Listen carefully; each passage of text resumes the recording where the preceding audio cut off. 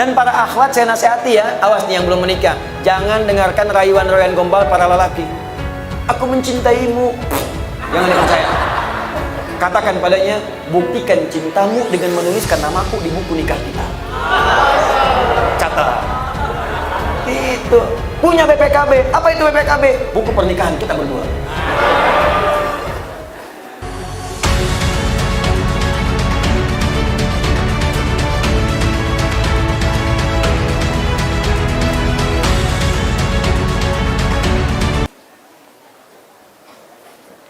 Assalamualaikum. Waalaikumsalam warahmatullahi wabarakatuh. Boleh enggak Ustadz ketika sujud kita membaca doa apa yang kita inginkan, terutama pada saat sujud terakhir? Boleh. Apa dalilnya? An Ibnu Abbas radhiyallahu taala anhuma qala Rasulullah sallallahu alaihi wasallam, perhatikan, innama aqrabul abdi min rabbih wa huwa sajidun fa aktsirud du'a. Keadaan terdekat antara seorang hamba dengan Tuhannya adalah saat sujud, maka perbanyak doa saat sujud. Apalagi dalil Qur'annya? Quran surah ke-48 ayat ke-29. Muhammadur Rasulullah walladzina ma'ahu asyidda'u 'alal kuffar ruhama'u bainahum tarahum ruk'an sujada yabtaghuna fadlan minallahi wa ridwana. Umat Muhammad itu adalah umat Rasulullah yang penyayang dengan sesama, yang keras terhadap penyimpangan. Engkau akan saksikan umat Nabi Muhammad itu senang sholat. Jadi kalau ada mengaku umat Nabi Muhammad tak mau sholat, dipertanyakan dia umat Nabi Muhammad atau bukan. Tarahum ruk'a sujada, engkau lihat dalam ruku dan sujudnya, yabtaguna fadlan minallahi wa ridwana. Dalam sujudnya dia banyak berdoa kepada Allah, minta keutamaan hidup dan ridha Allah Subhanahu wa taala. Jadi kalau bertanya bolehkah banyak berdoa dalam sujud? Boleh. Pertanyaannya bagaimana caranya? Yang pertama, kalau doa itu pernah diajarkan oleh Nabi dengan lafadznya, maka silahkan baca langsung dengan lafadznya, sah. Selain ayat Al-Quran. Kalau ayat Al-Quran tak boleh dibaca dalam sujud, kecuali potongan ayat yang diniatkan sebagai doa, bukan ayatnya. Misal, Rabbana atina fid dunya hasanah wa fil akhirati hasanah wa qina adzabannar, diniatkan sebagai doa, bukan ayatnya. Karena kalau ayatnya lengkap, wa minhum may yaqulu rabbana atina fid dunya hasanah wa fil akhirati hasanah wa qina adzabannar. Surat apa? Al-Baqarah. Ayat berapa? 201. Di mana letaknya? Paling kanan sebelah bawah. Kalau ayatnya, kita boleh baca ayatnya saja, asalkan ditujukan dengan doa. Rabbana zalamna anfusana wa illam taghfir lana wa tarhamna lanakunanna minal khasirin. Kalau ditujukan doa, boleh dengan niat berdoa, bukan karena ayatnya. Boleh bacakan itu sebagai doa. Kalau ayatnya ada di Quran, di mana? Surah ke-7. Apa? Al-A'raf ayat berapa? 23. Jelas ya? Kalau kita tak ada bimbingan bacaan doanya, lafadznya, atau bahkan, maaf, yang kita mintakan tak pernah disebutkan oleh Nabi. Misal, besok anak mau ujian. Zaman Nabi tak ada ujian di sekolah. Besok misalnya ada acara pelantikan jabatan. Zaman Nabi nggak ada pelantikan jabatan.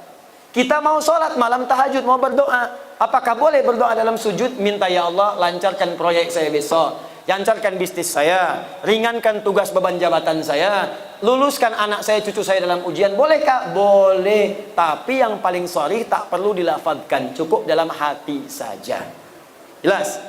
Apa dalilnya? Bisa kita ambil diantaranya Quran surah ke-7 Al-A'raf ayat 205. Wadhkur rabbaka fi nafsika tadarruan wa khifatan wa dunal jahri minal qaul.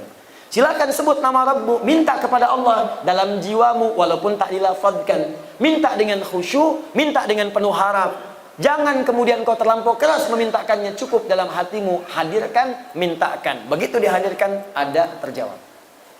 Ya, dan minta dalam hati ini boleh dalam sujud, boleh juga dalam saat berdiri. Saat membaca kalimat iyyaka na'budu wa iyyaka nasta'in, di hati langsung hadirkan, ya Allah sukseskan bisnis saya, ya Allah lancarkan ujian saya. Apa dalilnya? Hadis qudsi dari Anas bin Malik radhiyallahu taala anhu. Qasamtu shalah baini wa baina 'abdi 'ala nisfain. Kata Allah, saya bagi salat kepada dua bagian antara aku dengan hambaku. Wali 'abdi ma sa'ala, kalau hambaku benar salatnya sampai bacaan tertentu, aku akan kabulkan apa yang dia minta. Sampai pada kalimat wa idza qala al-'abdu iyyaka na'budu wa iyyaka nasta'in, Kalau seorang hamba dalam sholatnya berkata, iyyaka na'budu wa iyyaka nasta'in, qala Allah azza wa jalla, langsung dijawab oleh Allah, hadza baini wa baina abdi. Ini perjanjian, komitmen antara aku dengan hambaku. Wali abdi, kalau hambaku benar sholatnya sampai bacaan tadi, iyyaka na'budu wa iyyaka nasta'in, qala Allah azza wa jalla. Lihat jawaban Allah, wali abdi ma sa'ala. Apapun sekarang yang dia minta, aku akan kabulkan. Tapi tak perlu dilafazkan, dalam hati aja minta. Kalau benar, dikabulkan oleh Allah. Jelas di sini? Wallahu taala a'lam bis-shawab. Ustaz, saya seorang mahasiswa semester awal dan pengamat menikah muda. Doakan saya agar dimudahkan dan segera bertemu dengan jodoh saya. Masya Allah. Kalau ingin bertemu jodoh, jangan selalu jadi pengamat. Nah, ini pengamat menikah muda tapi tak dapat jodoh. Cara mendapat jodoh itu bukan mengamati, tapi berikhtiar untuk mendapatkannya. Ya, kenali, ta'aruf, cari sesuai dengan ukuran Nabi. Tak kenal maka ta'aruf, bukan tak sayang. Tidak semua kenal itu mesti sayang. Bapak kenal dengan istri tetangga kan tidak harus sayang. Tak kenal maka ta'aruf, tak tahu maka berkenalan. Cara ta'aruf yang baik untuk mencari jodoh banyak dari Nabi. Tunkahul mar'atu li arba'in. Kalau ingin cari jodoh perempuan itu lihat pada 4 halnya. Perempuan ke laki-laki juga demikian, lihat 4 halnya. Pertama, li jamaliha, jamaliha. Ingat, bukan jamil, bukan jamilah, jamal. Kalau jamil ganteng, lihat gantengnya. Kalau jamilah cantik, lihat cantiknya. Jamil ganteng, Saiful ganteng, Saiful jamil. Jamilah cantik, Mulan cantik, Mulan jamilah. Tapi kalau jamalah itu adalah penampakan keindahan yang terpampang pada warasnya, pada parasnya. Di bagaimana kalau ditatap jadi senang? Kata orang cantik itu relatif, jelek itu mutlak. Tapi ada orang yang wajah biasa, tapi kalau ditatap indah, enak, suaranya merdu. Memang parasnya 100%, tapi cerewetnya 1000%. Nah enak juga. Coba Sayyidah Khadijah, istri Nabi, dengan Sayyidah Zainab binti Jahsy, cantik mana di antara itu? Bagus. Kalau tahu saya akan tanya, sudah pernah lihat? Kata orang, cantik paras itu Sayyidah Zainab. Mata kalau melihat tak berkedip, wajah tak berpaling. Tapi yang disebut dalam mimpi Nabi Sayyidah Khadijah. Lihat Al-Bukhari, Kitab Bad'ul Wahyi, nomor hadis yang ke-4 sampai 5, dari kanan sebelah bawah sampai kiri atas.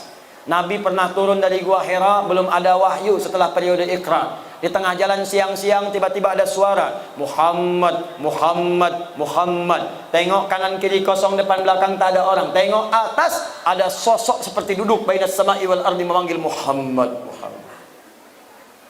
Bapaklah keluar dari dangung-dangung ini. Siang-siang kosong tak ada orang. Begitu keluar, tak ada orang, kanan kiri kosong, depan belakang kosong. Tiba-tiba ada panggilan. Nengok atas jubah putih rambut gondrong. Jubah putih rambut gondrong sambil begini, Pak. Kira-kira apa yang dilakukan?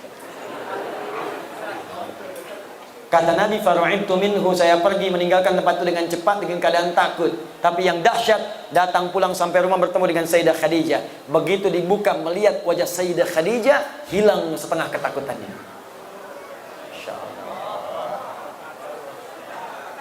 Jika dia ditatap, maka damai hatimu, kata Nabi. Calon istri yang baik ketika dilihat Sayyidah Khadijah, baru lihat wajah istri, masalah hilang. Setengah masalah hilang. Apa kata Nabi? Dathiruni, dathiruni. Di riwayat lain, zammiluni, zammiluni. Selimuti saya, selimuti saya. Saya khawatir. Dibawa, digandeng, masuk ke kamar, diselimuti. Keluar kalimat yang indah. Zaujil karimi, makna. Sayang, engkau itu orang baik. Engkau menyambung silaturahim. Engkau senang memberi. Engkau orang baik dalam kehidupan. Engkau tak punya musuh. Tanamkan dalam jiwamu yang paling dalam. Aku akan bersamamu dalam suka dan duka. Seketika hilang masalahnya. Turun malaikat yang tadi membawa surah Al-Mudaththir, surah ke-74. Ya ayyuhal mudaththir, qum fa'anzir. Itu asbabun nuzulnya tadi. Jadi sekarang bagaimana caranya? Masya Allah, Bu, pulang ke rumah, pastikan suami lihat ibu, hilang masalah. Pulang dari kantor, pulang dari pasar, ada masalah di pasar, nyampe rumah, assalamualaikum, waalaikumsalam, dengan suara istri, alhamdulillah tenang. Begitu dibuka, tambah masalah. Nah, ini pertama lah. Ya. Kedua, nasabiyah, lihat dari mana dia berasal supaya tidak menimbulkan fitnah. Cari ukurannya. Ketiga, kemudian apa yang terjadi? Kata Nabi, lihat juga lima liha. Ada yang menafsirkan adalah kekayaan hartanya, tapi saya cenderung kepada penafsiran kemampuan dia mengelola harta suaminya. Awas, kadang banyak yang salah tafsir. Oh, kalau yang kaya saya cari aja janda kaya, saya nikahin kaya saya. Tidak.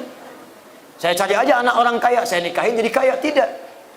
Kata para ulama hadis sebagian, makna di sini adalah kemampuan dia mengelola harta suami. Jangan sampai pendapatan Anda 5 juta, tapi zakat molnya dia 10 juta. Stres Anda. Untuk salonnya saja sudah 7 juta, capek.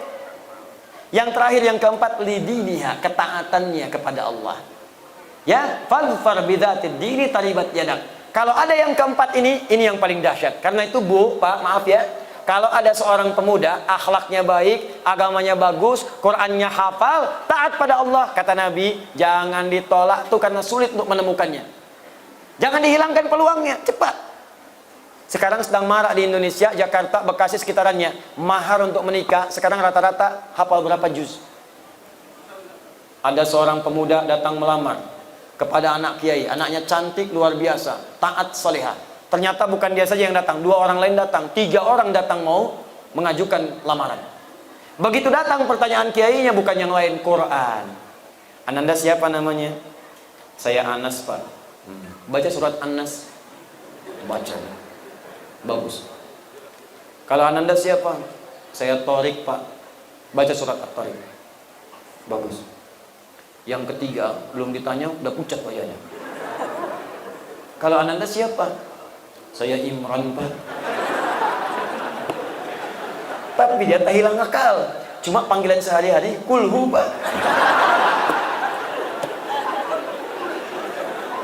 Ya.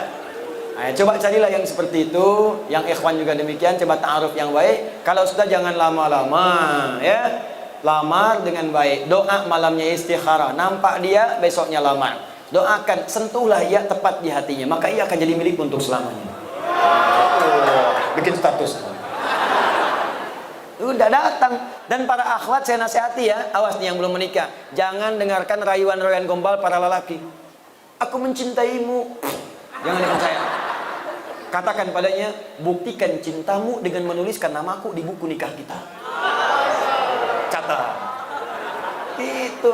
Punya BPKB. Apa itu BPKB? Buku pernikahan kita berdua.